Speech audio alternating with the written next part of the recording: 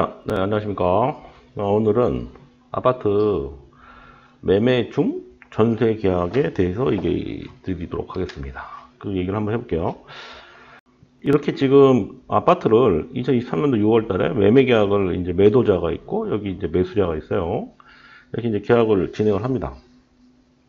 자, 그런데 이제 케이스가 한 세 가지가 생겨요.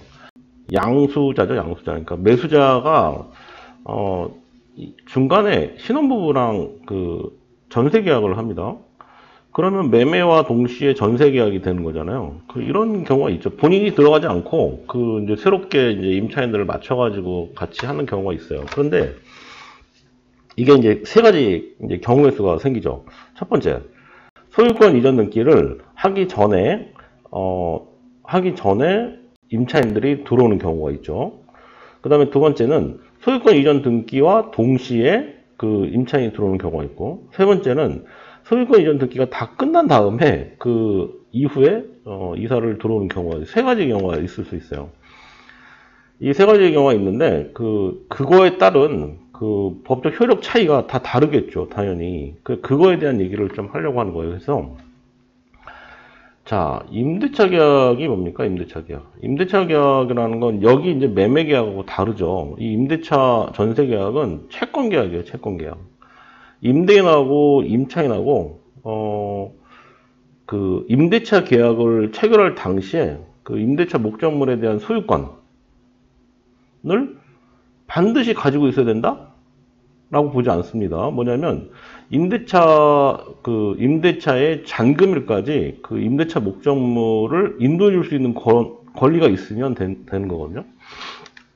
무슨 얘기냐? 이제 매매 계약을 진행을 하게 되면 그 매수인은 그 물건의 목적물에 대해서 인도할 수 있는 권리가 있는 거죠. 그 정당한 그 소유자의 권한을 갖고 있는 거예요. 그래서 경우의 수에 따라서 다르겠지만 이제 설명을 드리고 어떤 식으로 하는지에 대한 부분을 나중에 설명을 드릴게요. 임대차 계약의 잔금일과 소유권 이전 등기를 비교해서 임대차의 잔금일이 임대인의 소유권 이전 등기일보다 먼저인 경우에는 임차인은 당연히 매도자하고 임대차 계약을 체결한 후 그 매수인이 그 이후에 소유권 이전 등기를 해서 임대인의 지위를 권한을 승계받도록 한다. 그러겠죠, 당연히. 여기 그림상으로 봤을 때 그 등기, 이 사람은 지금 매매 계약을 체결했지만 그 등기를 하기 전에 이사를 해야 되는 상황이다 그러면 여기 있는 매도자하고 임대차 계약을 체결하는 게 맞습니다. 여기 지금 신혼부부가 이제 이사를 하려고 하는데, 이런 경우에는 매도자하고 그 전세 계약을 진행을 하고 나중에 이 사람이 임대인의 지위를 승계받는다, 이렇게 보는 거예요, 법이. 자, 그런데 그게 이제 첫 번째 케이스고, 두 번째 케이스는 어떻게 될까요? 임대차의 잔금일과 임대인의 소유권 이전 등기일이 같거나 그 다음에 그 이후에 매수인 사이에 임대차 계약을 체결해야 되는 거죠. 같거나 그 이후인 경우에, 그렇죠? 그러니까 예를 들어서 소유권 이전 등기를 하고 이 지금 신혼부부가 들어오는 그 잔금일하고 동시에 진행된다. 그러면 어떻게 될까요? 매도인하고 해야 되나요? 그렇지 않습니다. 이 매수인하고 그때는 임대차 계약을 받으면 된다, 이렇게 같이 계약을 하면 된다, 이렇게 보시면 되는 거예요. 왜냐하면 그때는 이 매도자는 임대차 권한이 없는 거예요. 임대차 계약을 체결할 수 있는 권한이 없다. 법적으로 봤을 때는 그런 거거든요. 임대차 계약을 체결할 권한이 없죠. 소유권 이전 당일은 매수자가 이제 소유권 이전 등기를 하면서 매수자가 곧 임대인의 지위를 승계받는 거잖아요. 그렇죠? 그래서 그 임대인이 곧 되는 거죠. 지위를 승계받는 게 아니라 임대인이 되는 거기 때문에 날짜가 동일하거나 아니면 그 이후다, 그런 경우에는 당연히 이 매수자하고 계약을 체결해야 된다, 이렇게 보시면 될 것 같아요. 그게 이제 법적 이제 차이가 있는 거죠. 자, 여기 지금 제가 설명드린 건 법적인 부분을 말씀드린 거예요, 간단히. 근데 이제 자, 실무에서는 어떻게 될까요? 실무. 항상 제가 강조하는 부분이 이제 실무잖아요. 아파트를 그 소유권 이전 등기를 받는 날 그 전세 계약을 해서 들어간다고 합니다. 이거 되게 불안하지 않겠어요?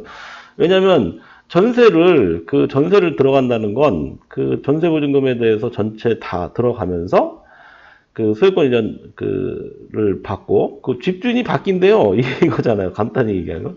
은행이 그런 전세 계약을 대출해 줄 때 좋아할까요? 그 은행은 그런 권리관계가 복잡한 걸 별로 좋아하지 않겠죠. 하지만 대출은 가능합니다. 대출도 가능하고 실제로 당일날 소유권 이전 등기 하는 거 확인한 다음에 대출 나가는 것도 가능해요. 자, 그래서 이제 실무 부분을 좀 설명을 드리면 우리 이제 그 공인중개사 입장에서 봤을 때 그 실무를 보통 처리를 어떻게 하느냐. 자, 이런 경우는 매매와 전세 계약을, 그러니까 매매 계약한 다음에 그 이후에 전세를 맞춘 건 확실해요. 이런 경우가 굉장히 많거든요. 근데 그 전세 계약을 했다는 건 뭐죠? 이 매수자가 실제로 그 집에 들어가지 않았다는 얘기잖아요. 들어가지 않고 그냥 전세 계약을 해요. 근데 이게 소위 이제 금액 차이가 예를 들어서 뭐 이제 그 통상적인 경우를 말씀드리면 한 아파트가 한 6억 정도의 매매 계약을 했는데 전세 계약이 한 4억 정도 나왔다 그러면 이 사람은 갭 차이가 한 2억 정도 나는 거잖아요. 자기 돈 현금 2억 넣고 전세 계약을 해주는 거예요. 그러면 소위 이 사람들의 돈을 가지고 그 소유권 이전 등기가 가능한 거죠. 자, 이렇게 하게 되면 문제는 없어요. 그런데 갭 차이가 너무 적게 나거나 소위 뭐 갭이 거의 안 나게끔 해서 매수한다. 이런 거는 그거는 실무적으로 좀 잘못된 거죠. 그런 계약은 거의, 이거 무슨 얘기냐면 임차인 돈 가지고 그냥 소유권 이전 등기 한다. 이거는 안 돼요. 그런 거는 그 임차인의 지위가 굉장히 불안해질 수 있지 않습니까? 그런 계약은 진행하지 않는 게 맞겠죠. 뭐 당연히 소개를 하는 것도 안 되겠죠. 자, 그래서 은행에서 처리를 할 때는 이 내용에 대해서 이제 협의를 하고요. 사실상 그 테크 시세나 시세 정도 확인한 다음에 보증보험 증권 가입이 가능한지를 전세금 반환 보증보험 증권이 그 신청이 가능한지를 먼저 확인을 해요. 먼저 확인을 하고